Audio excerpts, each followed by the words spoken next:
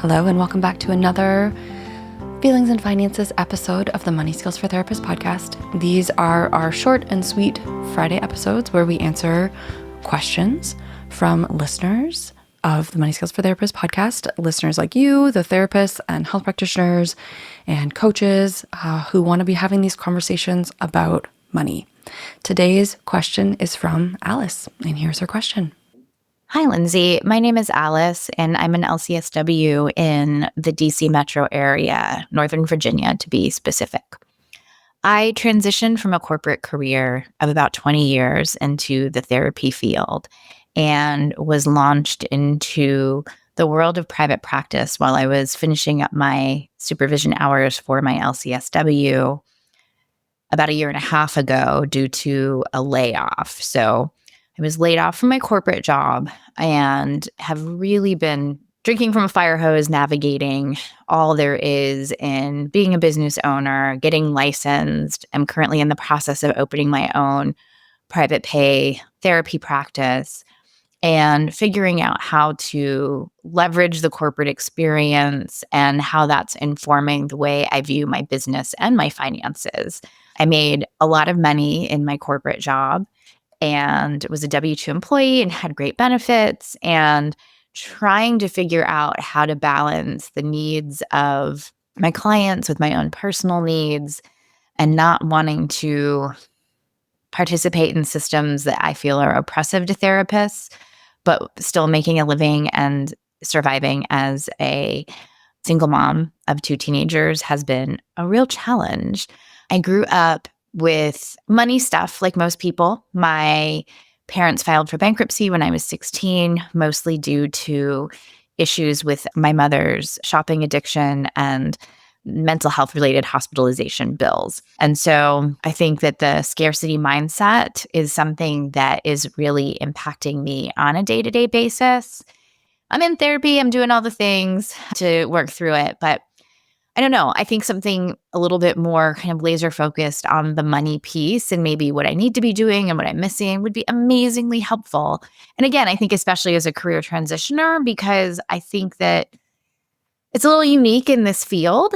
Somebody who is kind of this mature adult who's had a life, I've owned houses, I've done the things, and there is a little bit of a starting over here and a learning curve that is daunting. I really appreciate your podcast. It's been a wonderful resource for me. Thanks so much. Okay, so there's a few things in this question. We've got a lot of layers here, Alice, as we all do.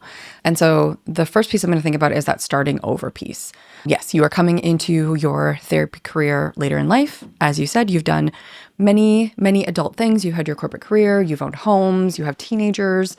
And so the first thing that I would encourage you to do is make sure that you don't discount that as you are setting yourself up as a private therapist.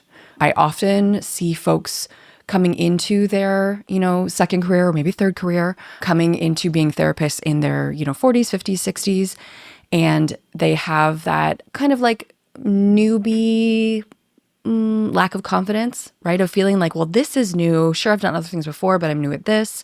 And so they consider taking insurances that are really low or working with online therapy providers who pay them almost nothing because they have that same scarcity and desperation that many of us have coming into private practice, which is basically I call it the will you be my client feeling. Will you be my client? Will you be my client? That's how I felt when I started my own therapy practice. And they end up making decisions that financially are not sustainable, right? So signing up for systems that are oppressive, I'm not sure if you're referring to insurance or what specifically you're referring to there, but end up signing up for, insurance panels or online providers that would actually never, ever allow them to have the money that they need to pay for their lives. So for you, especially as a single parent to 2 teenagers, your life is expensive. I have no doubt. And so part of it is stopping to ground using your corporate skills, Alice, in, how much money do you actually need to make, right? Like, let's reverse engineer this practice. You are not 25. You're not living in a cheap apartment. You are an adult with a full adult range of responsibilities, and your kiddos might be going to school in the next few years. There's expenses there.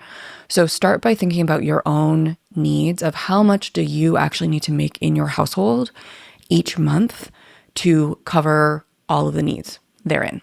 So starting with that number, and whatever that number is, then you can start to reverse engineer a practice out of that number that will actually work, right? Because so often when we're new, we start by setting up a practice that will never work, no matter how many clients you see. For instance, if you're getting reimbursed $50 an hour from an online therapy provider and you need to be making $9,000 or $10,000 a month in your household to cover your bills, that math will never work, right? Like you can never work enough sessions to actually make $10,000 a month after taxes. So lean into those corporate skills that you have. I don't know exactly what you did in the corporate space, but think first about what is the amount of money that you need to make? What is your take-home paycheck? Easy math that can be done is using like a profit first kind of model of, okay, if your take-home paycheck is going to be, let's say, about 50 to 60% of the money you make, you're going to be setting another 20% aside for taxes. That's 20% of all the money coming in the door. You're going to be setting aside another 15 to 20% for operating expenses. Work out those numbers and see what is the number that needs to be coming in the top then to meet all of those different obligations, right? To meet your household needs, to meet your tax obligations, to cover your business expenses, and you're going to get a number. Once you get that number, let's just say that number is, I don't know, $12,000, $13,000 a month. And I'm making it a high number here because I know you have teenagers. Teenagers are expensive. And again, you are a seasoned adult. You are not like a 22-year-old coming right out of school. Then you can reverse engineer, okay, how many sessions a month does that have to be? Thinking about giving yourself some time off. So, stacking those a little bit more. So for instance, Alice, if you discover upon playing with your numbers that you need to bring in $13,000 a month coming into your private practice, and you want to be working, let's say you want to be working 48 weeks of the year. Okay, so I'm going to take $13,000 a month as the revenue that needs to come in. I'm going to multiply that by 12. So that means your practice needs to be making $156,000 a year. And then I'm going to divide that by 48 because we don't want you working 52 weeks a year. We want to know if you're working 48 weeks a year, you get 4 weeks off, how much you need to be earning. So you need to be earning $3,250 a week over those 48 weeks that you're working. And then I'm going to either divide that by the fee that you want to charge, but more ideally, I'm going to divide that by your ideal number of sessions. So let's say your ideal number of sessions is 15, then you'd be looking at a fee of $215 per session. If you could work 18 sessions, you'd be looking at $180 a session. So this is where you're just really taking time before you get into the feelings and the starting over and the stress, setting that aside for a moment just to work with the math. Like, what does the math tell you?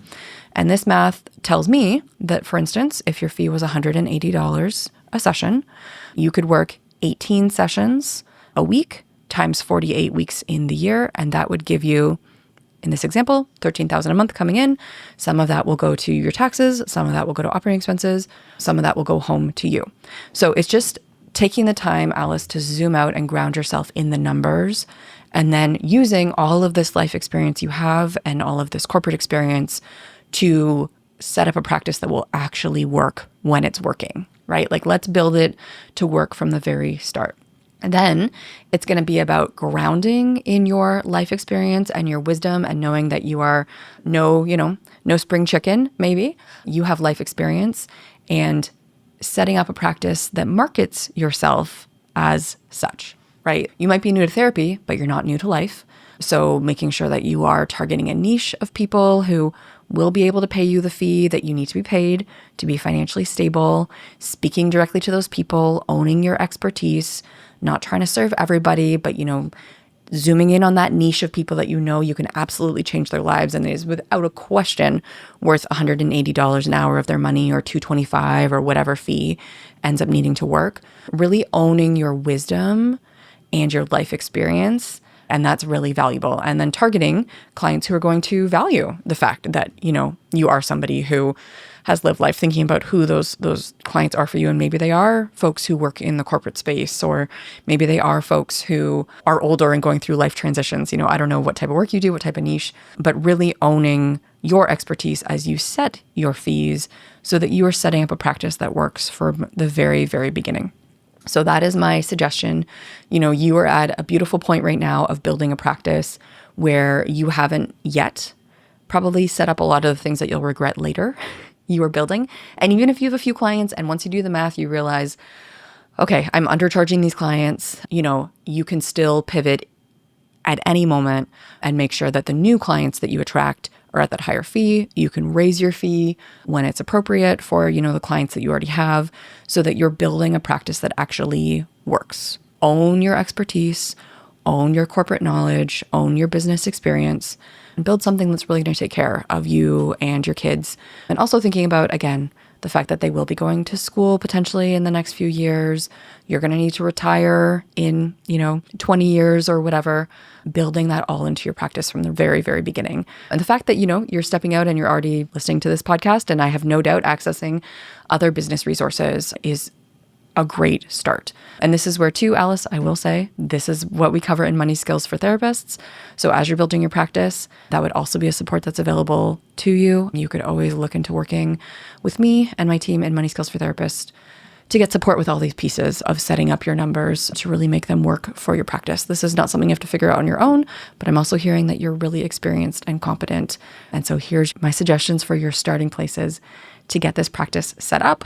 I am sending you all the good vibes for a successful 2025 for you as you build a practice that can really take care of you and your family.